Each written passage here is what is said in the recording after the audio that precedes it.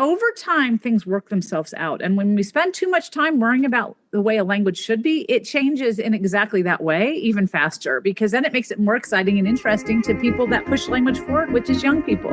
And now. Aye. I'm the captain now. Coming to you from the K2 studios in San Diego, California. This sounds great. You sound amazing. I always sound amazing. It's the world famous Everybody's hitting off like BFFs. Kris and Kristine Show.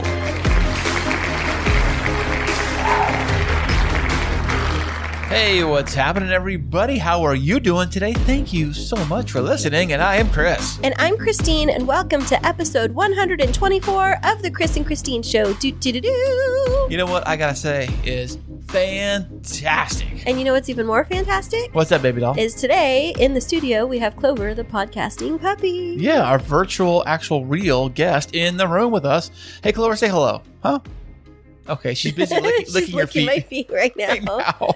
Oh, she's such a cutie. I have just loved spending so much time with her over the weekend, and the boys loved snuggling up with her, and she's super curious right now. She's like, what is this that I'm getting to do? And she's just like laying on my feet. It's so cute. I know. She is looking around, though, thinking that she can escape, but then she realizes the doors are closed. Right. She can't run around like a wild Indian like she usually is. So, but here it is, Monday. We are recording this a little later into the weekend than we usually do. And one of the reasons why is because we had a full house of children. We sure did. It was such a fun weekend, and we enjoyed every minute of it. They were wild and crazy, but well behaved for the most part. You notice how, like, when Ezekiel is down here and Jacob Mason are also over here, the three of them are like the three amigos. They really are. They just want to hang out and do things together. Like, was it Saturday or Sunday when they walked all three of them down to the taco shop? It was Sunday. Yeah, they woke up on Sunday morning.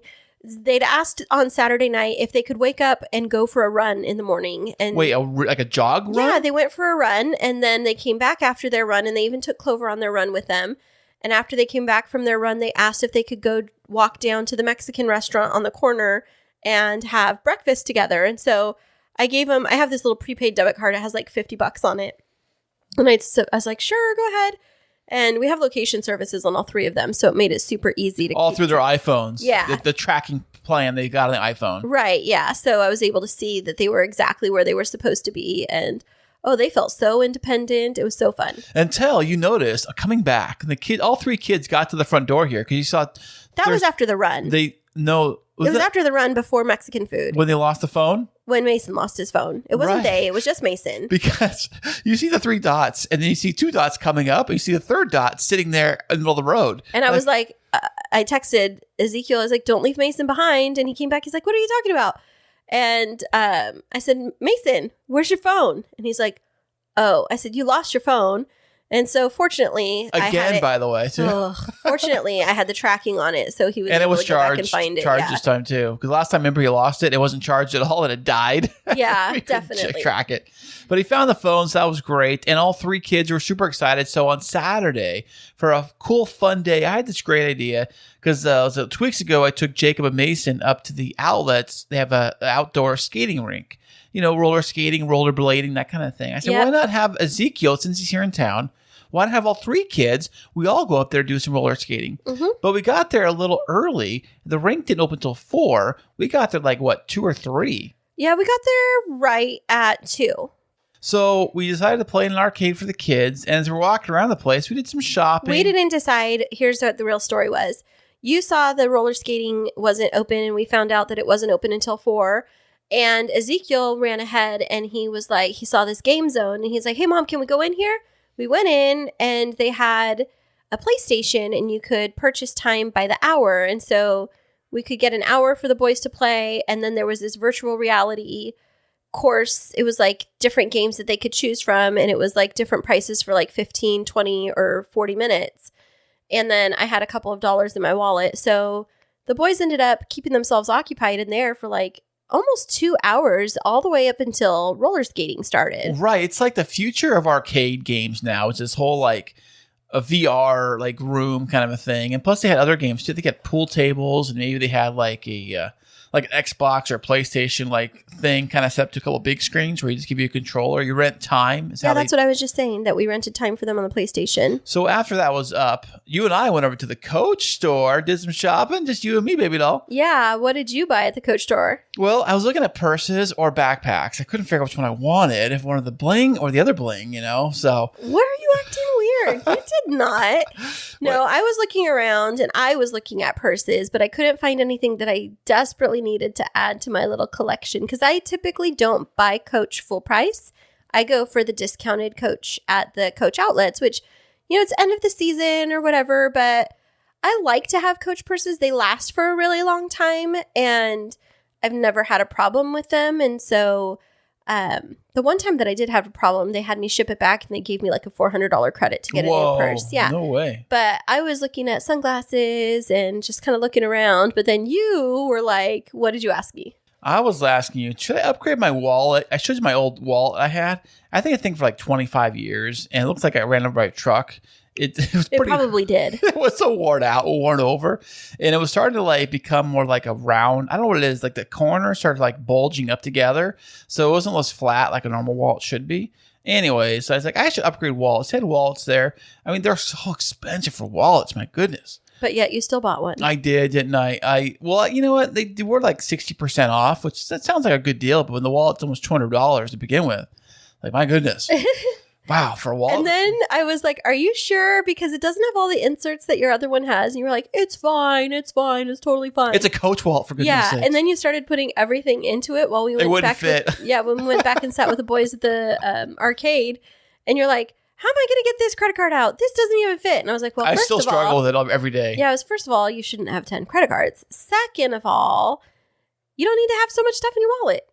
Well, back in the old days, people had like their pictures in their wallet. Like I had a picture flap. We'd pull the pictures and stuff. Oh, the good old days. You should still have a picture, at least of me. I have my phone. Everybody has their phone now. You don't need to do that. Yes, you do. Because what happens if like somebody stole your phone and they were trying to find out who your wife was? Baby, I would just use memory. I say, look, you see that beautiful girl right there? That's my wife. But what if you lost your memory? You were like, that is a very realistic possibility. If I think about it. Yeah, yeah, it definitely is because you're losing more of it every day. Well, the kids had fun doing that stuff. After we did the Coach thing, we were walking around the big mall. They happen to have a bowling alley. Okay, but yet again. Right there. But yet again. At the place. This wasn't your idea. It wouldn't.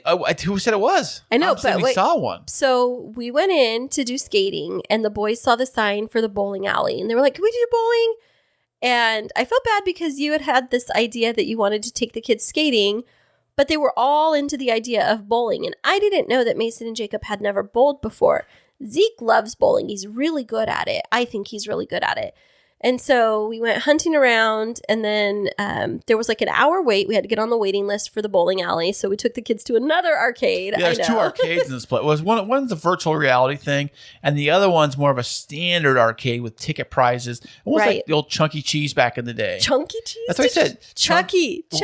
Why do I always get that wrong? Chunky Cheese? Nobody wants to eat at Chunky Cheese. You end up being chunky at Chunky Cheese. That's what it's called, right? Nobody wants to eat at Chunky Cheese. Oh my gosh, you're too much. Well, anyways, we had the kids play there, and then after that was done and our bowling was ready to go, I decided to jump in the game too. So it was myself, Jacob, Mason, and Ezekiel. All four of us had a lane where all four of us were going to town playing some bowling. Yeah, and I got to watch, and I took some cute video, and I already posted it on my social media. But I really loved watching the boys get into it. I know that it was a learning experience for Jacob and Mason. They were excited and then upset and then excited. Upset? But one of the things that I loved seeing was how Ezekiel was acting, being a great big brother and trying to support them and teach Mason and Jacob different skills. And I even remember at one time you were walking up to help him and he's like, I got this. And I really loved seeing that. Oh, he said that or I said that? No, he said that. He's like, I got this. He's like, I got this. And he was working with Mason and he was just being so sweet and kind. And he's such a good big brother. I really love seeing him being a big brother. He was. He even got that little helper cheater thing out for. They have this weird cheater thing. Back in my day, the cheater thing they used to have. It's not a cheater thing. Well, it was the bumper if they put in the gutter so that the ball wouldn't go in the gutter. It just got to bounce, I guess, and go down the middle. Now they have this thing. I've never seen this before. It looks like a slide for like a dragon. It's shaped like a dragon. Right, but it looks like a slide, like a kindergarten slide, maybe for play, for like maybe a baby or something. But it's for bowling balls. Right, you roll the bowling ball down it, and it directs it directly down towards the pins at the very end of the lane. Instead of having to throw the ball, you just like drop it down the little slide, and it goes down the end. He did that a couple times, but he really was kind of getting frustrated. He was trying to throw the ball himself. Both kids were. In fact, all of the kids, including myself, except for Mason, bowled a strike. Yes. Yeah, Jacob bowled a strike, and he was on cloud 9 when he hit that strike. You see how excited he was? Oh, yeah, definitely. And so was Zeke. And I was just cracking up. It was so fun to just sit back and watch the kids dancing. First of all, they had music that they loved, which is like upbeat kind of pop, hip hop, R&B, modern type stuff, rap, yeah. And so the kids were like dancing, and they had cool lights in there. And then they were just having a great time. It was really fun. And then we went out to pizza. Oh, you told me. I remember this. Thank you for this fantastic day. Remember how fantastic it was? I said thank you for thinking up the idea of going out there, even though we decided not to do the skating. You were flexible and not like making a scene or anything out of not doing the skating and all of that kind of stuff, but making it really about the kids and having a good day. And I just loved it. Oh, that was our weekend. And yesterday was Sunday. And Sunday, what did we do Sunday? Well, we were just talking about it. The kids went for a run. Oh, that's right. Yeah. I took a nap because I was super tired after, naps the last are couple good. Of weeks. Yeah, they are good. But yeah, we just did some stuff around the house, and then Zeke had to head home. He'll be back in a week. And I don't think that we did much else. I mean, we just had I feel like a low-key day. I think also the weather was very like gloomy and kind of drizzly, if I remember. Yeah, it totally was. But this week, it's going to be flip the script. It's going to be super hot. Yeah, it's going sunny. from 63 today to 95 on Friday. It's crazy. Oh my goodness. I know people in Phoenix are laughing like 95. We'd get that in the morning. No big deal. But also, I was going to say that... what else did you do yesterday? You were doing some stuff on the computer, weren't you? Yes, as a matter of fact, I was. If you remember, was it last episode, you said, wouldn't it be super cool if there was a way that our listeners can contact us directly? I think you said that, but yes, I think it would be really cool. Well, guess what? Your answer is your wish is my command. That's okay, you sound like an infomercial man right now. That's how I get into it. What do I get for the low price of $29.95, sir? For 5 million payments of $29.95. No, so what we did design is like, you know what? There's got to be a way for people to actually call in and leave messages for us to play on the podcast and listen and things like that. Okay. And there is. Oh, cool. Tell me. It's called Speak Pipe, and I just added it. We just got an account signed up for the Kris and Kristine Show. If you go over to our website right now, krisandkristineshow.com, on the top of the website, in fact, I redesigned the website, but the coolest thing I put on the website, if you click on the top banner, you'll have choices. You'll have like the main profile, about us profile, and then you have a voicemail page. Ooh. So like old school voicemail? Well, it works on a computer or a smartphone, anywhere you can do things in a browser. So if you have an iPhone or even a computer or a tablet or anything like that, you can do this on. Fun. All you do is click on it. It says access microphone.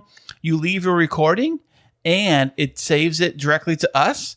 And we can save it and we can play it on the podcast because it saves it as MP3. Oh, that's so fun. Boom. Easy to go. Good to go.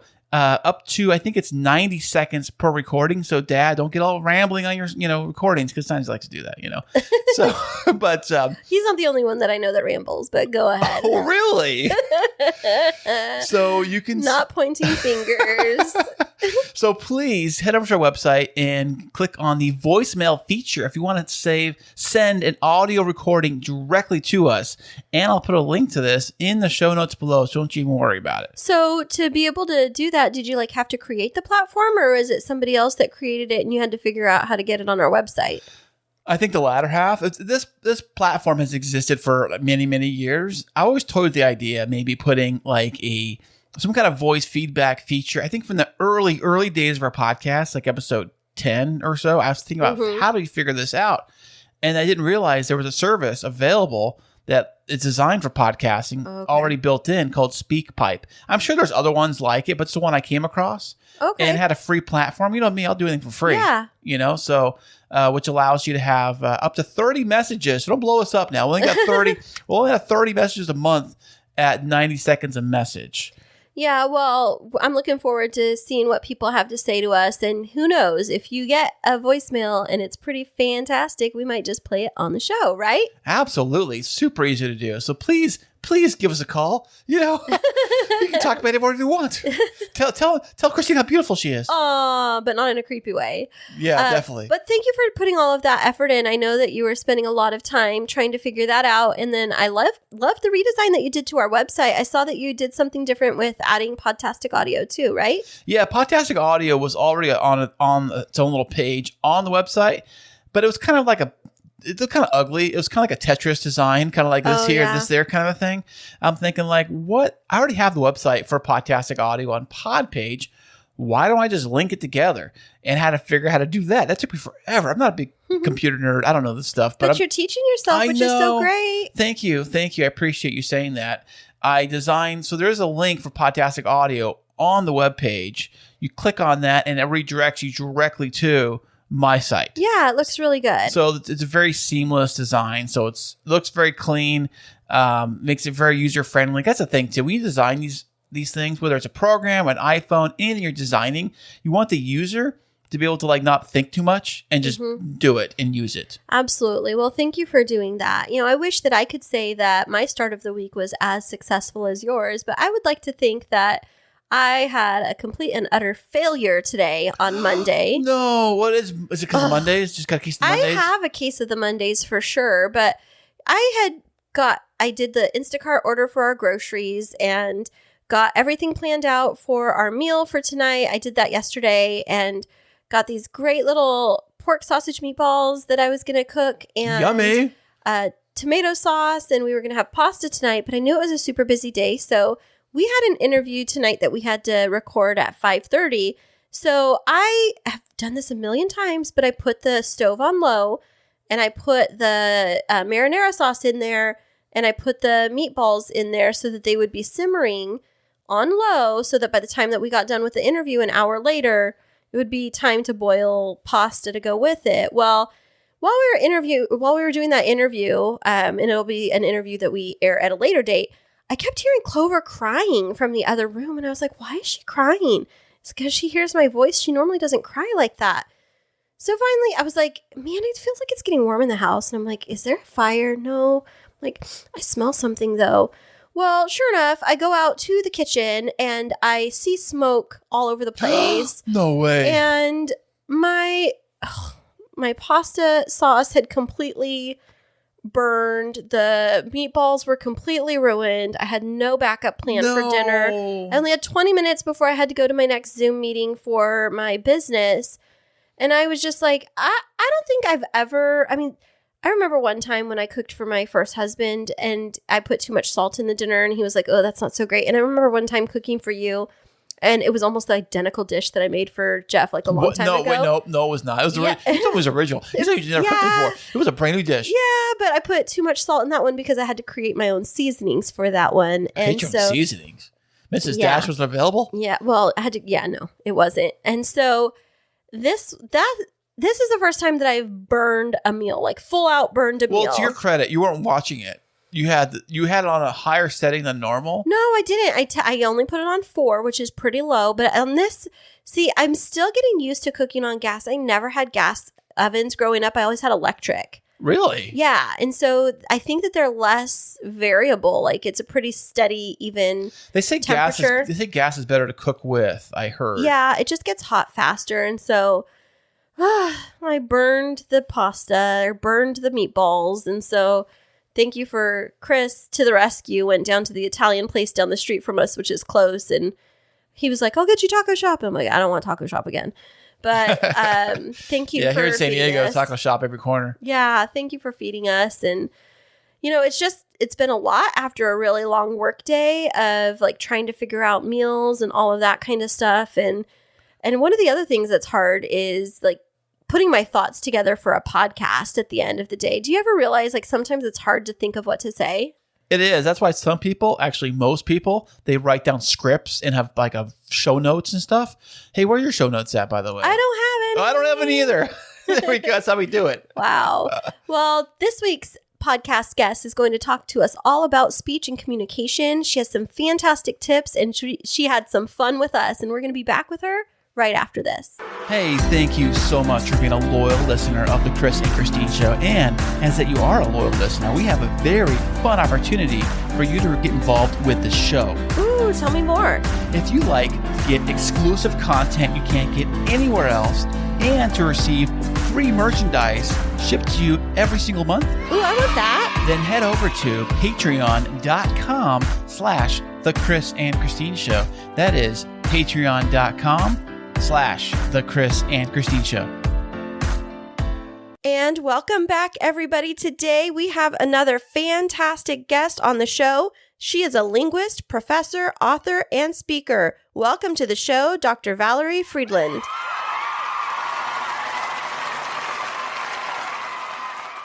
Thank you. I'm so excited to be here with you today. Hey, Valerie. Well, thanks for showing up today. How was your flight? It was great. I always have good flights, especially when I never leave my house. Well, we were going to bring you down here on our private jet, but it just was going to be rainy, and we thought maybe it wasn't the best day for you to actually fly to San Diego. So thanks for joining us remotely today. Sure. Happy to be here. And speaking of that, where in the world are you joining us from today? I am joining you from balmy Reno, Nevada, where actually it's been quite beautiful, but today it's rainy and breezy and cold. So not getting my skis on today. Now, is this snow in Reno? It does actually, because we're right by Tahoe. We're 20 minutes from Tahoe. So we are actually much closer to San Francisco, Tahoe than Vegas, which is often what people think of when they think of Nevada. But no, we're six miles from the California state line, and I can ski in 20 minutes from my house. The only thing I remember of Reno is that show Reno 911. Unfortunately, I think that's what a lot of people remember about Reno.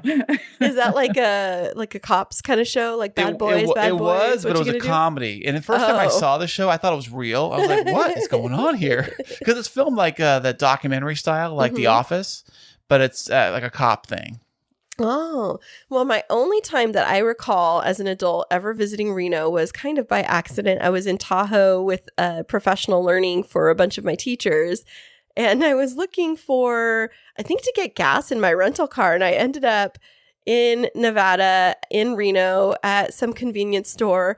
And I remember being so excited that there was a slot machine right there. And so I sat down right next to the Doritos and was like, I'm going to play my money. I didn't win, but it was a fun memory. Oh my gosh, that's so funny because I came here actually because I'm a professor at University of Nevada, and I flew in here for my job interview, which is usually with academic jobs over the course of a few days. I had never been to Nevada except for one brief moment in Las Vegas years before. And I fly in and I walk out in the airport and there are slot machines everywhere. And I thought, hell no, this is not for me. But then I saw the city, and it's actually quite beautiful, and the campus is gorgeous, and my colleagues are fabulous, and I like to ski and hike. So it turned out not to be such a bad place, but it took me a while to stop seeing the slot machines in the grocery store. Oh, yeah. I didn't even know there were slot machines in a grocery store. They're horrible. They're the old school ones, right? Those are my favorite. The ones that you actually pull a lever down on. I think they're like old school, wear gloves when you touch them kind of thing. Yeah, well, not just that. They're like the old school, video poker. Oh. Like those old ones. Oh, interesting. Well, yeah, I can't tell you what they are because I've never actually played them, but I used to see them every time I walked in the grocery store. Now I've just gotten so used to them, I don't even notice that they're there, and I couldn't tell you where they are in any store I go into, although they are always there somewhere. Well, is Reno a large city? Like I said, I've only ever gone to the outskirts that I can recall, but is it a metropolitan area or more rural? It is. It's actually a metropolitan area. I think it's, with Reno and then the surrounding areas, there's some sort of suburban communities around it. I think it's about 400,000 people. It's quite large. We have a Philharmonic, a museum of art, lots of restaurants, a river walk, all sorts of fun stuff, a big festival, art and culture festival in the summer. So it's actually quite urban. Wow, it's fantastic. Now, being that it is in Nevada, do you guys have the big casinos like they would have in Vegas, or kind of like smaller things? They're much more old school style casinos, but yes, those are all downtown. I mean, there's a few, I think, scattered in other areas, but we do have a downtown area that has a lot of larger casinos like Harrah's and Circus. We have a lot of the same casinos as you find in Vegas, but they're kind of older and more run down typically. Oh, Now, you mentioned being brought to Nevada for work, but where were you from before you moved to the West Coast? Well, that's a good question, especially with my specialty. Do you have any ideas of where I might be from my voice at all? I am going to take a guess of Maryland. Okay, Maryland. Interesting. I'm gonna say my turn. I'm gonna say Ohio. I think my in-laws will be very happy to hear that, since my husband's from Ohio. But no, actually, both of you, good guesses that I wasn't from the West. But maybe if I say something like, "Hi, y'all, how you doing?" That'll give you a hint. Oh, Texas? I am from Memphis, Tennessee. Oh, what? I would have never guessed. I know most people can't. And that is probably what made me so interested in linguistics as a kid. Is I grew up in a place where dialect is so salient and such a part of people's identity, but I didn't have that accent or that identity. And it was something that really impressed on me, how people make big decisions and choices in life based on the way people sound. My parents are actually both native French speakers, and that is probably why I grew up in Memphis but don't have a accent. Oh. Because my immediate peer group and my parents' peer group did not come from the South, because we were sort of outsiders, as a lot of non-Southerners are when they move there. But it was something that really piqued my interest in understanding dialects, and also that what the modern South sounds like is not at all what we have in our imagination about what Southerners tend to sound like, especially Yeah. Okay. Okay, I have to tell you this story since you already started talking about being a linguist. Chris was telling me. What was I telling you? So he used to do college radio when he was younger. He's going to die laughing. I don't know if I can get this out right now, but he told me that he used to try on fake accents when he was on radio. And what were your specialties, Chris? Oh, I don't. Yeah, put me on the spot here. I'm trying to remember. I was trying to put on kind of this, like, almost, I would call it a cross between like Australian and English, and maybe a South African, maybe kind of spin on it. Can you like take it for a spin right now? I don't know. Or am I putting you on the spot? Well, I should say I'm from San Diego. We could have like stretched the O out when I would say that.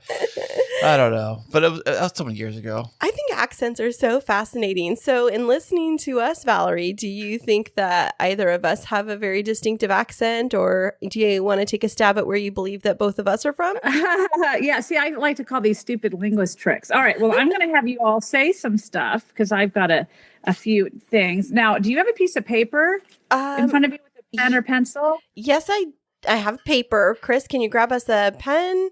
Are we going to each going to need to do this, or one at a time? Yes. Okay. Yes, you can each do that. So I'm going to give you some words, but I'm going to spell them out because I don't want to influence how you say them by the way I say them. And so I will see if I can kind of narrow it down a little bit based on some of your vowels. Okay. So I'm going to spell the word, and then you'll write all three of these words down, and then I'll have you pronounce them. Okay. I'm going to write them. I'm going to write them, and then I'll hand the paper to Chris afterwards. So, okay. Okay. I'm ready. Perfect. All right, you ready? CAT. Okay. And then COT. Okay. And then CAUGHT. Okay. So I have these three words in front of me. Chris, do you want to take a stab at it first? Okay, so you want to read these to you? Yes. Okay, got cat, caught, and caught. Okay. All right. Say them one more time. Okay. Excuse me. Let's get all professional here. You got cat, caught, and caught. Oh, okay. Interesting. All right. So you do not have the low back vowel merger unless you were doing some performative separation there. Maybe. So I don't know. I would guess, based on how you said those vowels, I would guess that you were not from the West originally. Oh, yeah? Because because you have a fairly raised at and cat, and you do not have the low back vowel merger. But before I tell you more about that, let me listen to Kristine. Okay. Cat, caught, caught. All right. So you sound very Western. I win. Would you win? Because you have the caught merger in the back. So did you hear how you said those last two words? Say them again. Caught, caught. Uh-huh. And then have Kris say them. Caught. Oh, see, now there you, okay. Now you actually said them identically that way, but you had differentiated them when you pronounced them very carefully, which is not unusual when you're paying a lot of attention to different spellings. Right. So say those two in your natural voice, Kris, just like how you normally say them. Caught. No, okay, so- just say it quickly because he's trying to hyper focus to like get the right answer. Yes. Okay. Just talk it like you're talking to Caught. Okay, so then see, you misled me. You actually have the low back vowel merger. So I'm shifting my assessment that you are probably a Western speaker as well, because it is primarily Western speakers that have the low back vowel merger, which both of you exhibited when you said caught and caught the same way. And what is a low back vowel? What is it? Hoopla? What is that? Yeah. What does Well, it mean? it's luckily, it's not a virus. It's not contagious. Thank you. Well, I mean, actually, it might be a little contagious, but it's not a bad thing. So normally those words like COT and CAUGHT, which a lot of people say cot and quat, or the way you say them, cot, or think about it. Here, let me give you another example. COLLAR Collar. versus CALLER. Collar and collar. Yes. Do you say Collar. those differently? Okay, my collar on my neck, and then the collar. Like a phone collar. Yeah, see, you don't say them differently either. Mhm. So those are different vowels historically. So when we had everybody come on over in the 17 and 1800s, the majority of migration to the New World, most English varieties had a lot of differentiation in those low back vowels, which is what those two vowels normally are, the cot and quat vowels. But over time, especially in the West, they have merged because they don't have a very high, what we would call in linguistics, functional load, which means they don't really tell apart many words. So yeah, collar and collar, but those are rarely said in a context where you wouldn't disambiguate them, right? Because you talk about your dog's collar, but you don't talk about calling your dog. Well, okay, maybe you do in that sense, but on the phone. And then other words that would be merged would be cot and caught, or Don, the name, versus Dawn, the other name, right? Don and Dawn. Okay, That I do have okay. something to say on that one. So my sister, her father-in-law is Don, D-O-N, and her sister-in-law, his daughter, is Dawn. That's how they pronounce it. I say Dawn and Dawn, but when I'm around them and they're from the Midwest, they very much distinguish those two. And I'm like, it's Dawn and Dawn. What are we talking about? Like, it's Exactly. the same thing. Or That's Dawn. exactly, Yeah. that's the low back vowel merger. So they actually are saying them historically accurately. Which Interesting. doesn't mean it's better, because there are a lot of things that used to happen in English that don't happen anymore. It's just a shift in the way that people pronounce certain vowels because they didn't seem to carry a lot of disambiguating loads. And when the early migratory history of the West happened, there was a lot more dialect mixture in the West than there had been along the East Coast. So we had people from all over coming together with a lot of different low back vowel systems. A lot of times when children grow up with that kind of input, they end up leveling or getting rid of those distinctions, which is probably what happened in the West. So people that have that low back vowel merger are most typically Westerners. So when you two exhibited it, it gave me a clue as to where you were from. Interesting. Now, based off of your assessment, do you believe that for both of us, English is our first language? All right. I haven't taught you all that much. I would say that yes, for Kristine for sure. And I'd have to hear Kris talk a little bit more, but to see if there are any substrate influences I could pick up. I've Oh, never really? heard of Like- anybody say that Kris hasn't talked enough. All right. Okay, well, once upon a time, I was up in this little village, it's a little country, well, off the grid. I came on a rowboat all the way over here, paddled with one oar. up the hill, upstream, all the way here. All right, that's good input. With there's nothing glaring that's a substrate influence that I could pick up on, but that a lot of times there are very subtle cues. So, are you both native English speakers? Yes, we are. Yes. And we are both native to California. There you go. All right, good. See, I thought Chris thought he was getting away with something when he was cheating me out of those caught no. He was just like hyper focused. Well, I think when you read something versus when you actually say something, I think when you do read something out loud that's been written down, do people typically try to like hyper focus on the pronunciation of the spelling of the word when you read it out loud versus just say it? They absolutely do. And this is one of the reasons that a lot of times people get upset over oral speech because it differs from what we see written, but they forget that actually spoken language came long before written language did. And it's only really in the last couple hundred years that we've been hyper-focused on writing and using it as a guide to what we think is correct. But a great example of how actually spelling misled people into adopting an entirely new pronunciation is in the word Arctic. Which actually did not have the C, the first C historically, but because it was spelled in the 1800s with a C, it became pronounced that way because people thought that was the correct way to pronounce it. So absolutely, people tend to over-articulate when they're reading, and that's exactly, and you get performative when you see things written out, which is what I think, you were kind of acting out the difference. It's not unusual. And when I did my field work for my dissertation in the South, I had pin and pen, which is obviously a shibboleth of Southern speech. And I would have people read out word pairs, and pin pen was one of them. And to see these Southerners, many of them, my friends, trying to articulate that difference because they could see it on the page, even though they never pronounced it in their speech, was pretty funny.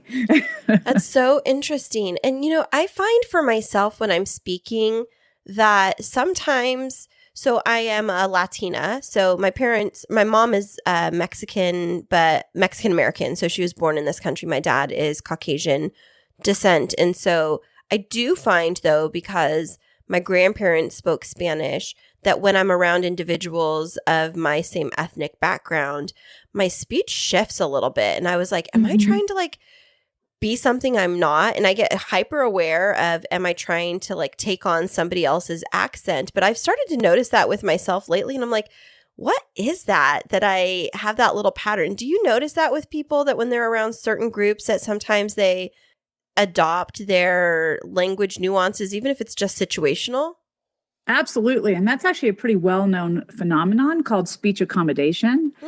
And there have been a lot of different studies on it. So speech accommodation usually happens not only when you're around people that speak a certain way, but when you have a orientation towards them that's positive. So we don't tend to want to talk like people we don't like. So when you identify with groups, you often start to speak more like those groups. And that can be either groups that you are involved with on a, face-to-face contact level, or sometimes even, especially for young people, it can sometimes be, iconic music or iconic speech that they sort of identify with. And they may pick up features of that type of talk because it makes them feel more closely aligned with those speakers. So for you, it's completely natural and should be normal that you would actually accommodate to a heritage background that you have. And when I go back to the South, I do the same thing. Oh, really?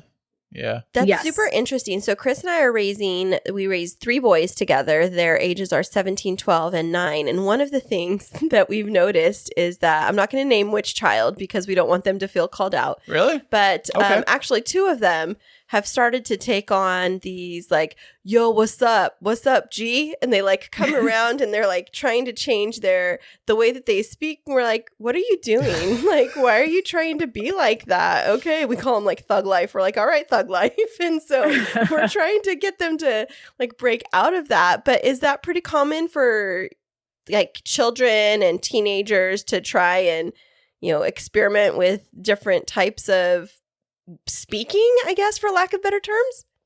Absolutely. In fact, that's what pushes our language forward. It is the sort of innovativeness and the experimentation that adolescents do that changes what we end up saying over generations. And this is a good thing because we don't want to be old English speakers, right? None of us can even read that anymore. And who wants to recite? Who wants to sound like Beowulf? Or like Shakespeare. Right, exactly. Although I was watching Bridgerton last night, and I might say, "My lord, my liege, sir." Gosh. Can you bring me a spot of tea?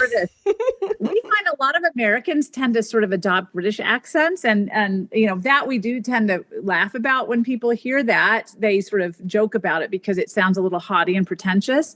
But that's because of the long historical associations between the two countries, right? For many, many years after the American Revolution, British speech was still considered what is high pretension speech and sort of eloquent speech and correct speech. So Americans were considered to have sort of bastardized British English, even though many British travelers to America said things about how uniform American speech was at the time. It was a lot more uniform than British dialects, but new forms of Americanisms were not treated well. So a lot of times we adopt British accents because we like that feeling of haughtiness and pretension that it brings. It kind of has that posh sense that we like.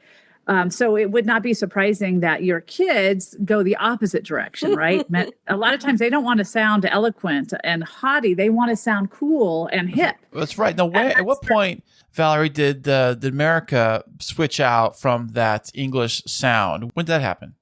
Well, there's some interesting research on how long it takes to acquire new dialects from sort of feeder dialects.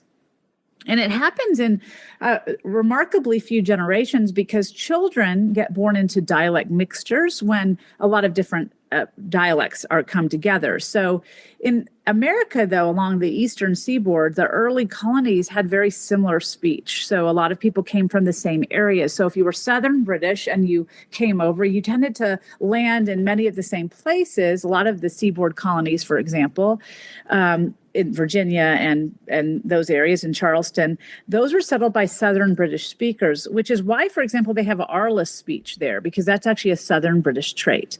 But if you were from Northern Britain or Scotch-Irish, you tended towards different areas like Western New England versus Eastern New England, or you landed in the Midwest, Pennsylvania, New York, those kinds of areas. So you tended to bring in similar accent features. And so that's why some of our differences in Northern and Southern speech, for example, got preserved, even though we homogenized a lot of other aspects of our speech.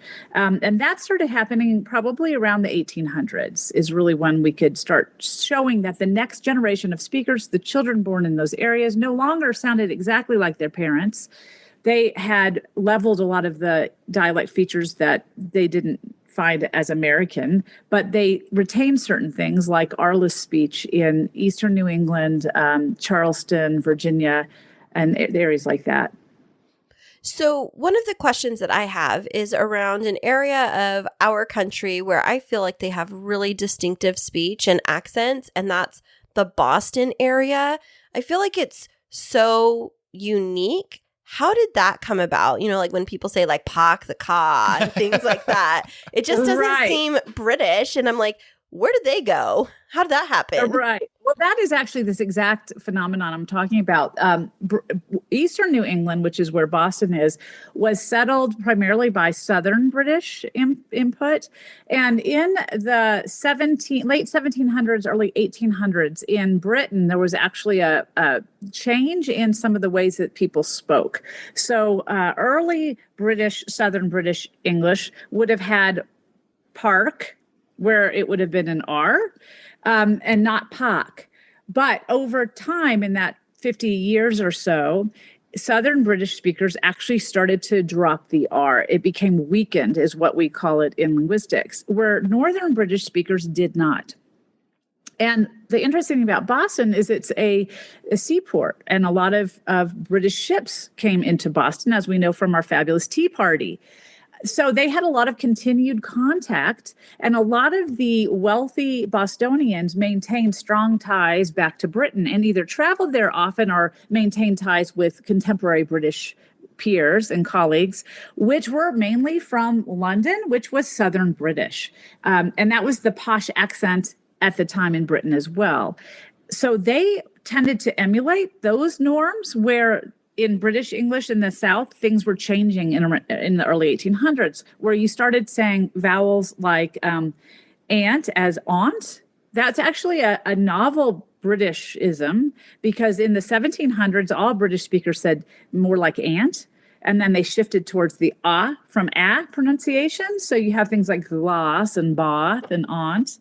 And that was actually a novel change. And so Bostonians, wanting to be the height of British fashion, adopted that feature. And that became sort of a marker of being high class in Britain, or a member of the Brahmin society there, which were highly valued.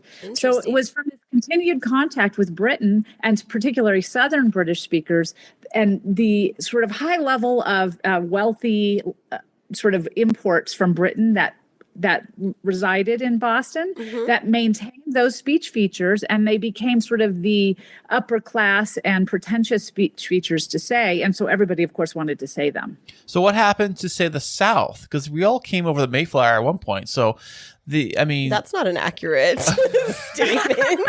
Sitting across from your Latina wife, we all came across on the Mayflower. Wow. I'm talking about wow, Kris. I'm talking about the original colonies. Hello. Yeah, the original, the OG people. That's were my right. People. Okay. So at what point did the South get their particular dialect? Well, there were actually 13 original colonies, and they came, a lot of them, from different areas of Britain.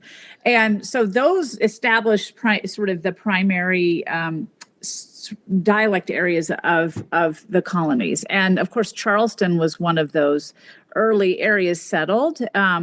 And Jamestown, Virginia, of course. So those were the roots of the Southern dialects. But the South, in addition to having Scotch-Irish and Southern influence, also had a lot of influence from African languages through the slave trade. And so there has actually been a lot written on how much interaction between African varieties that were brought over by the slaves and Southern varieties might have in common. Because if you think a lot about it, a lot of children, which is when new norms get established, would be raised by sort of nannies, slave nannies that had children, and they would play with children that had African variety influence as well. And they had a lot of contact with people that spoke originally African languages. So there was probably a lot of back and forth between those dialect varieties that also fed into Southern varieties of today.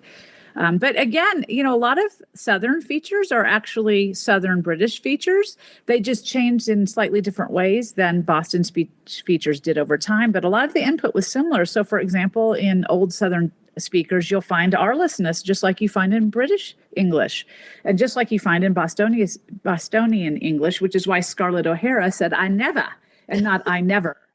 So a lot of them were similar influences, actually, that we find in Boston. This is so fascinating, and I love talking about accents, but there's another area of your expertise that I would love to pick your brain around. As I was doing a little bit of research on you and some of the things that you write about, and I saw something about your research related to verbal tics and like filler words and things like that.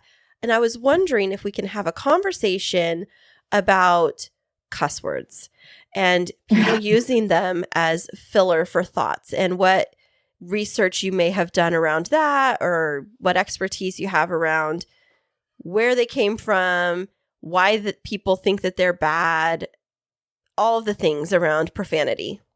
Sure. Well, profanity, there are a lot of different layers to what the question you asked, all of them very interesting.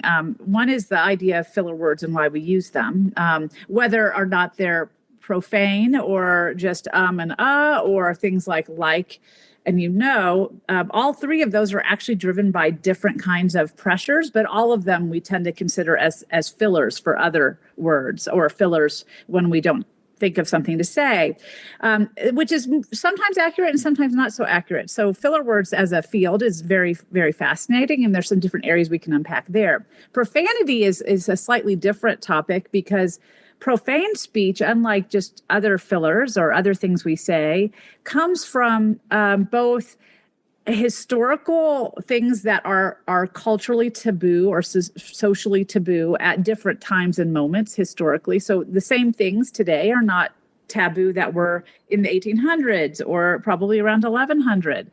So they have shifted over time, but they also are something we use because they're attention getting, right? So when you said you have 3 boys, so I'm sure this has happened where they have said something, maybe your 17-year-old in particular, they have uttered something maybe inappropriate because it gives them a lot of power. Profanity is powerful and it's emotional. And it really helps us to express things that regular speech doesn't. And one of the reasons it's powerful is because it's noticeable and it's taboo. And those are all things that over the course of history have been important to us as speakers. But filler words are a little different because and for example, are something that seem to be fairly automatic. So they're not the same thing as using like or which we have more conscious control over. And seem to be fairly automatic way we fill our pauses when we're doing heavy cognitive retrieval. It's like because it's almost like a breath. You kind of say it, and then you kind of as you're doing your talking, it comes out like a cycle. Like you're speaking, you're breathing, you're saying to get to the next word, then think of the next thought. It's like like you're walking. You think of each step. You just go boom, boom, boom. And exactly. And can come out very easily because it's almost feels like a breath when you say the word Well, I hear that, but one of the things that I wanted to bring up and why I was asking about the profanity, not to put you on the spot, Kris, but I'm going to put you on the spot. Thank you. So Kris is a truck driver during the day, and he's around individuals that use profane language very frequently. It's like being sailors, Yeah, and I was raised in an environment where you just don't cuss. Like it is beyond taboo. You don't do it. And so when Kris and I started to date, and at first, of course, you're in the honeymoon period and you don't hear it very often. And now, as you were mentioning, like our kids trying it out, the 17-year-old really doesn't. The 12-year-old tries it out a little bit more often because he wants, shock and awe. But as Kris and I are talking, it's this consistent conversation of, OMG, why are you cussing right now? It is not necessary. And he's like, it's just, I don't know. It's like, do I want to, kick something or do I want to just say the F word? And it gets out the energy that I need and then we move on. Why are you making a big deal? And so we're having this constant dialogue, but I think helping me understand where profanity, like the use of profanity stems from is helpful. Right. Well, and what's interesting about profanity is a lot of times profanity is used because we're in intense emotional experiences, and it is a physical manifestation of that experience. And what we find is actually we got an uptick in profanity in America after World War II because soldiers needed to have an outlet on the battlefield to express that, horrifying emotion that they were experiencing. And so there seemed to be a lot of profanity that was used for that. And no one is obviously surprised when you say, soldiers might use profanity. My husband was in the Army, and I can attest that it is in fact true that they do. But especially when you are in the height of some emotional experience. And then they brought that home, right? They came back with new words. And so it became more prevalent. But I think the difference between you and your husband is probably more related to familial expectations and norms. And one of the key things that I try to get across in my teaching and my lectures and my books is that we are not all the same linguistically, but we're very similar in how we think about language. We're not very similar in the norms that we use to express it. And then Kris probably just grew up in a household or had an experience in his life where profanity was more useful and more necessary and more the norm. And it was what was rewarded at some level for him. Where you had a different experience where it was actually a punishment or a penalty to use it. And you didn't tend to do it. But when you come together with these different norms, that's when things get excruciating, right? And it's really about learning that we have to accept each other and how we speak, because there is no such thing as right or wrong. There's simply a compromise between what's comfortable and what's not. And it doesn't mean that Kris overuses profanity or you underuse it. It means that you all have to have some sort of happy medium that you can agree on that makes both of you comfortable. Okay. But his is probably just based on a different norm than you had in your background. That really helps me understand it better. And thank you for that little truth nugget that it's not about right or wrong. It's based off of different experiences. Because as you were talking, I was reflecting on my upbringing, and I grew up in a household of girls. So there's myself plus 3 sisters. And one of the things that my mother, and I love her dearly, and I credit her a lot for this, is that she really ingrained in us the importance of being articulate. And there was a lot of verbal correction in our household regarding tone, the way that words were spoken.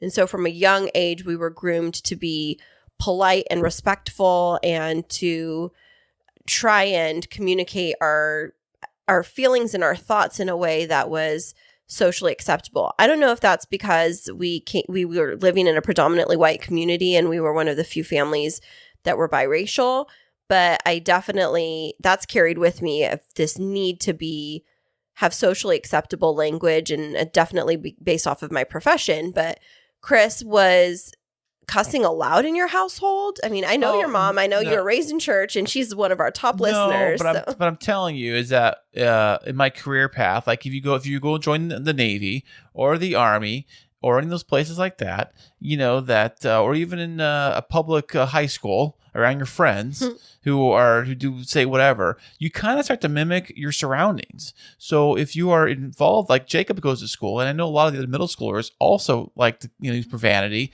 So he kind of joins the clique and he kind of starts talking the way they do, right? Right, but that's not acceptable at home. And so how do we navigate this, like you were saying, Valerie, around these 2 different sets of norms? Because I think they come intersecting when it comes to raising children. Like how do we integrate that and build our own language structure for our family? Right. Well, this is a big question, right? And one of the reasons I wrote the book that I have coming out is because I got asked these types of questions so often. I would give these public lectures with talking about my specialty, which is vowel movements. And I just want to be clear, that was with a V, vowel, like with a V.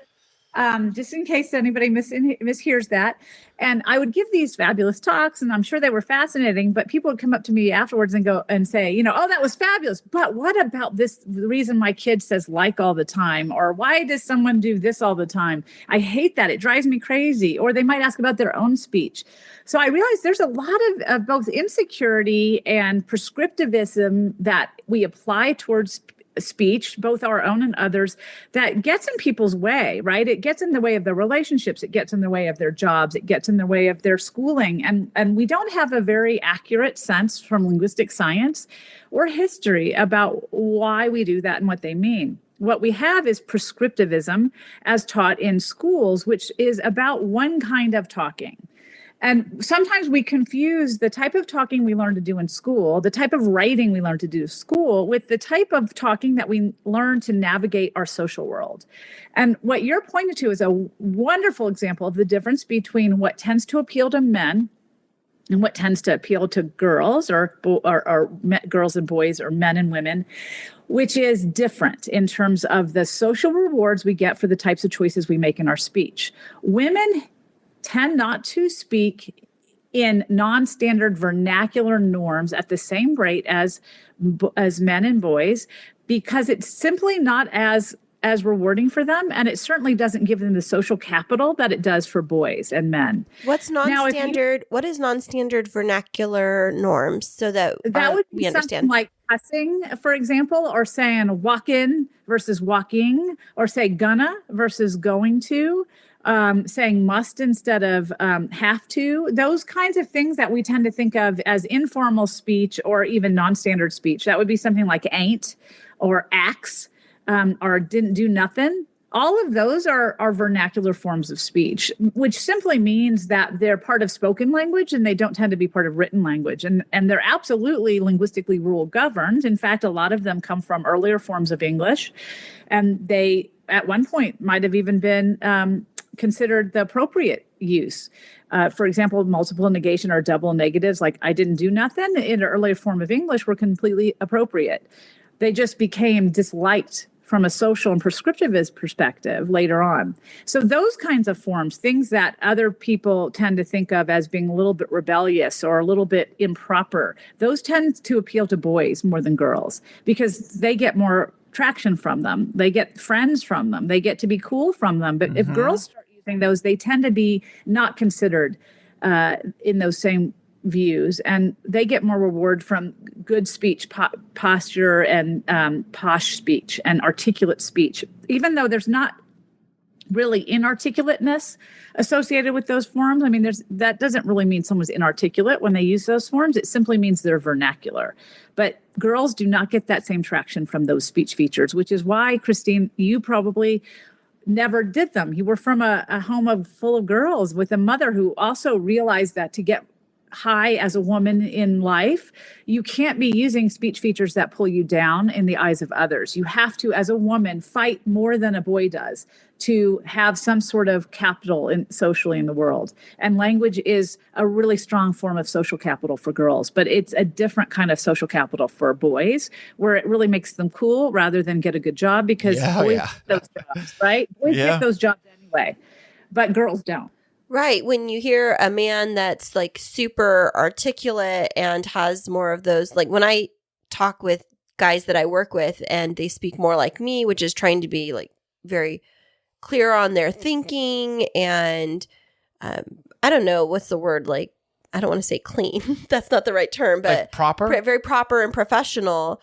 Sometimes they can get jabbed at by other guys in the organization. Like, really? Like, oh, that's, they're snooty, or, they're stuck up or cocky or whatever. Brown Whereas noser. you have the guys that are like the good old boys and let's talk about golf and all of this. So it's very interesting you bring that up, because I never thought about language in that way and the differences between like how women and how men are conditioned. And it is interesting because I did grow up in a house with all girls and I had those strict rules. I was thinking about even last night, we were working with the 12-year-old because he's been, very sassy. I perceive it to be sassy. Like when I ask a question, what? Okay. And I'm like, you need to check your tone. It's not appropriate. And he's like, what? What did I even say? And, those types of things. And so I think what you're bringing up is a reflection point for me of, is this something that I really need to, like a hill I need to die on?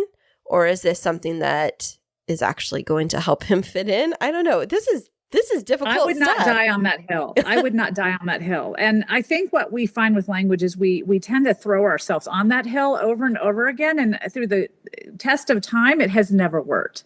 Most of what you say today in the 1800s, people would have laughed at you or been horrified. So it obviously went. I'll laugh at you, baby. I will laugh at you. For us, right? I mean, it went fine. No one is horrified by us. I mean, think of one perfect example, I think, is how we are really ticky about how people say the word often. I don't know if you've ever heard people that say often. No, often. I say often.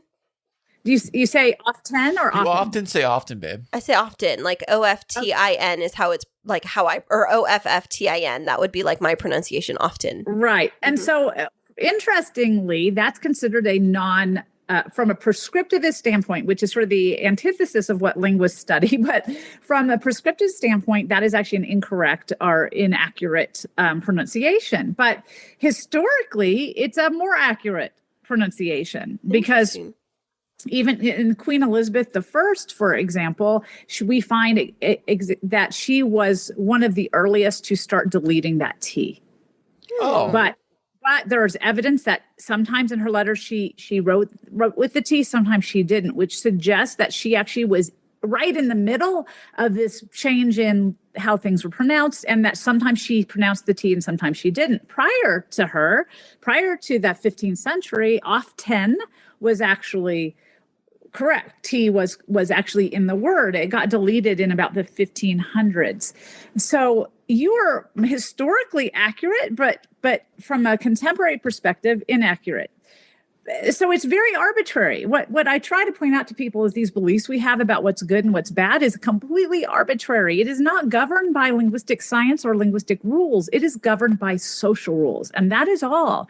So socially, maybe people prefer one pronunciation over the other. Socially, people might not want to say certain words because they associate, we associate them with speakers or with groups that we don't like at that moment, at that cultural moment. But that's really about a prejudicial stand we have, not about historical accuracy.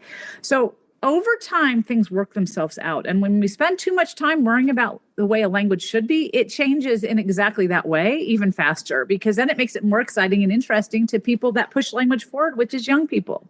So I'd say don't die on that hill, because he will want a job at some point, and whatever is appropriate to get that job at that time, he will have access to. Now, this becomes more of a problem for speakers that are born in dialect communities that are disfavored and that are not given tools and resources to be bidialectal, because no one recognizes that their original dialect was just as linguistically accurate as any other. And they tend to be turned off by school norms because they're not invited into it in any way that would make them want to be part of that. And they also, just from their skin color or from their ethnic background, are often disenfranchised from employment and professional opportunities. So there's no benefit to them to adopt standard language norms, which won't get them the job anyway. For your son, I think that will not be true. And so if he says damn here or there, if he says walkin' instead of walking, he will work that out of his speech when he needs to. So really not a problem. Now, the sassy, as the mother of teenagers, I totally get you there. And that needs to go, man. That needs to go. Thank you. All right. I agree too. Thank you, Kris, for backing me up on that. Because as you were talking, I was like, I can't let that part go. I can't handle the sass. Sassy is a totally different thing, right? Because that's about respect. Right. That's not about language. And I wish I had the secret for that one, because I have two teenagers and I experience that regularly. But I don't have the answer for that one. Well, you've talked a lot about your expertise, and this has been super fascinating. But let's back up a little bit and find out more about you as professional. So you mentioned that you work at a university and you've been talking a lot about your expertise in language. Tell us a little bit about that professional journey for you. How long have you been in the field? What is it that you do day to day? Sure. Well, and that's going to age me, but let's just say I've been in the field over 20 years. So it's been a while. Wow. I've been a So professor. You're 21 years old. Got it. Exactly. That's right. I was born talking. We all were, really, at some point. Exactly. So I could say I've been an expert in language for my entire life, but really, as a studied expert, I've been in this field for about 25 years. And I was interested, as I said earlier, just because I had language as such a big part of my upbringing. My parents were both French native speakers. They both had very strong accents. My dad was at St. Jude Children's Research Hospital. That's what brought us to Memphis, because he was a researcher there and ran a program. So we were outsiders there, and language was such a big part of why we were outsiders, because we were so easily identified as being not from the South and not being part of that community because of the way we spoke. And I remember very clearly, I think it was third grade, I was talking to a friend, and I thought I spoke English like the rest of my friends, but I said something like, it was huge instead of it was huge. Mm-hmm. And oh my gosh, it was like I took a knife out and stabbed somebody. I mean, everybody, all the girls stopped talking and looked at me as if I was an alien with horns. And they're like, what was that? Why do you say it that way? You talk so funny. And it was because my parents are French and they don't pronounce their H's. So they say huge and human. And we call it a substrate influence. That means when you're a speaker of a language or a dialect and you have some influence from another language underneath, that kind of comes through in cases in times, and it might even be indirect. But that was a case of a substrate influence that I had, where I pronounced the H like my parents. And it really caused such a reaction socially in my life that it was a hard lesson, but also a very interesting one. And from that point on, I thought, damn, I've got to look at how language is changing my life and that of my parents, and why it's so fascinating and scary and terrifying that it has so much power. And that's why I went to college at Georgetown University and started to major in languages and linguistics, because I was really interested in the question of language. And there I took a class called Language and Gender, which was all about how language is tied up in who we are as sort of gender identifying. At that time, really, it wasn't gender identifying the same way it is today, but it was still the same issue. And it just changed my worldview. I just thought, gosh, I had never looked at language this way. I never understood why men and women at that time, which was what we were studying, had very unique speech features that sort of propelled us on different paths and maybe played into the way that people perceived us. And that made me want to study that more. And I went on and got a doctorate. And I worked overseas in Istanbul in my first job as a visiting professor, which was fascinating. And then I got the job here at University of Nevada in Reno and have been a professor here ever since. And so I teach. And then I also was the director of graduate studies for a while here. And then I have been more of a writer lately. So I do more writing for public facing venues. So I write for Grammar Girl, I write for Psychology Today, and I have a book coming out with Penguin Random House. Fantastic. A book coming out. Check you out. You're killing it. That's exciting. Now, It's been fun. I do have a very important question that I've been wondering this whole time. As you have experience in lots of different aspects of language, is there a specific dialect or accent area of the United States that you love to study the most? Well, gosh, there's so many interesting ones. But having been from the South and having really seen the changes that have happened in urban areas of the South, even in my lifetime, I've always loved researching Southern speech. And in fact, that was what my dissertation was on and the first half of my career. But as I've moved west, I've become really enthralled with Western dialect features. And in fact, Kristine, you have so many fabulous Western dialect features as you've been talking. I just love it. So that's been, I've made a couple notes for you on some of them I found in your speech. So that's really what's been consuming me lately. But I would say just dialects in general fascinate me. I love hearing them. I love learning about them. And I think there's so much we don't know when we learn language only one way, which is the way that English classes teach it, which is useful, but it's not everything. And so really the Western speech region has been captivating my fascination lately. Okay, I want to hear these notes that you have about me. What is it that you noticed, and what is it? Is it not good or bad? Because you said it's not about good or bad, but tell me, this is intriguing. It's very, very Western. And it's not surprising that you would have it more than Kris, because as I said, women are often most attuned to innovative speech features, but particularly ones that are coming in as new norms rather than ones that are associated with sort of power and solidarity like men are attracted to, so more vernacular speech. So women tend to be on the forefront of linguistic changes. So they push language forward.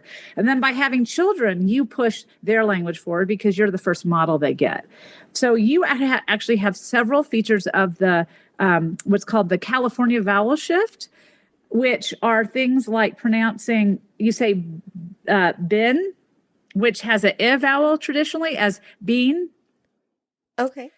More like Ben, which is part of that California vowel shift where you're actually lowering your tongue position a little bit in your mouth when you pronounce that vowel, which is one of the features of California speech. The front vowels, which are things like the word bed and the word bat, get pronounced with slightly lower backer vowels. So a lot of times a word like T-H-A-T, do you want to say that one for me, Kristine? That? Yes, that gets pronounced much backer. So a Westerner would say that, and a Southerner would say that. Oh. You have a little bit of that in your speech. Look at that, Southern Kristine. Yes, no, she's got the Western version, not the Southern one. Okay. You have the cot merger, which I already talked about. But the other thing I noticed is that you have something that's also very sort of Southern California, which is the glottalization of T's at the end of words. So when you say words like that or it, a lot of times you say that, it, which is a very Southern California feature. Oh, especially it's like OMG, like, oh my gosh, like that kind of. Not a bad one. No, I just want to reiterate, this is not a bad one. And not only women or Californians do it, but it does have that salience as that feature. And I have noticed that you have all those features, which simply says you're a Southern California woman. So what's interesting is I've lived in Southern California for only about 6 years, but I have noticed that when I was in college, I went back east or in the Midwest for 1 year. And I remember I was in concert choir and we were on tour and they were giving these like awards, funny awards to each other. And I got the like award because I said like so much, and they called it the Valley Girl Award. And it's funny because I grew up in the Central Valley in California, but they were referring to like the clueless, whatever, Right. or what's the phrase that they use in there, Kris, in Clueless? You talk As if. And so it's so funny that you picked up on that, because I've noticed that the more that I do live in San Diego, the longer that I live down here. Oh, I just did the go, like the San Diego. Exactly. That's a fronted back vowel, which is also a part of the California vowel shift. There you go. Interesting. That's where I got it from. I don't know. Now, the one thing about Kris is he talks fast. And so I don't know if that's more typical of California, but I just try to keep up with him. Like, what are you saying? You talk so fast, Kris. And Well, I wonder if that's true with like some people from the Midwest who may talk a little slower, have a slower speech. Is that something to do with dialect, or just the way the person is? There is actually some research on regional differences in and how fast on speech rate, but speech rate is a little complex, so it's hard to have a straight answer for that question, because speech rate can mean how quick your words are in your speech stream without counting pauses, or it can be your articulation rate, which is everything, including your pauses. And so, for example, Southerners have a slower pronunciation of things like vowels. They tend to be longer, but that doesn't necessarily mean that overall their speech is slower for everybody, because they could have fewer pauses between words. Does that make sense? But in the research that has been looked at, I think predominantly we find that Southerners do sometimes have a slower speech rate than Northerners. But in the study that I am thinking of, there was actually some research that said Westerners are faster than either Northerners or Southerners. very interesting. Well, you pointed at me. That's right. Yeah, there you No, go. I wasn't pointing at But you. these are very limited studies, so it's hard to say that that's true really of a region versus of those particular speaker groups that they studied in that context. So, that one's a little tricky because there's so many different ways you could count speech rate. Got it. And now I'm super hyper focused on my speech, because I'm thinking, oh goodness, am I making any weird comments or like weird accents or anything like that? I wouldn't even worry about it, babe. You sound Just fine. be myself. Now, Yes, and that's that's sort of the message I think that linguists try to share. Is it's funny because a lot of times when people talk to us, they start feeling paranoid about their speech, but that's the antithesis of what we're trying to get across, which is that you're doing exactly what nature intended you to do. It's what your brain is wired to do. It's what your mouth is articulatory shaped to do. What we get hung up on are these social ideas of what we're about to do or what we're supposed to do. And that's just a matter of one cultural moment in time. That's not really what the world is about or what your language is about. So you should just say what you want to say, because you are not disordered, right? You don't have a speech disorder. You just have certain kind of features that you prefer or disprefer based on your upbringing, your social background, and your regional background. So nothing you say is wrong. It's just governed by different kinds of identity structures that you have been involved with. Hallelujah. and on that note, Valerie, where can our listeners find out more about you, and where should they be on the lookout for your book to pre-order? Yes, well, that I think the book will be called, or at least right now, because you never know what will change. But right now, it's called "I Hate When You Say That." And Well, that's funny that Kristine says that every day. I mean, because everybody has said that, right? Or heard that if you're a guy. If you're a husband, you've heard that many times. I'm not going to get into any of those squabbles here, but I have my own views on that one with my husband. But yes, we all can identify with that. So that one probably will be available for pre-order towards the end of the summer. But you can find out all the updates on the book at my website, which is just valeriefridland.com, which is Fridland, valeriefridland.com. You can also find me on Twitter, which is @FriedlandValerie, or on LinkedIn. I also write monthly for Psychology Today. So you can just find my blog for Psychology Today, which is Language in the Wild. And I write a lot for Grammar Girl. So you can just go Grammar Girl Valerie Fridland and find some of the articles I've written for her as well. Fantastic. Well, Valerie, we really appreciate you being here today. This has been so informative and super fun. I got so much out of it, and definitely some points to reflect on as it comes to raising teenage boys. So thank you for that. But any last words for our listeners about language? Well, really, I think the message is that we have very strong ideas about language, but we hardly ever really know about language. And if you look at the history of most of the things we like or dislike, it's fascinating. And so to dig in a little more to the etymology of language is probably useful for all of us to do. Fantastic. Well, thank you so much for being on the show, and best of luck to you. Thank you so much. It was really a pleasure. Hey there, K2 crew. We love having you as our loyal listeners.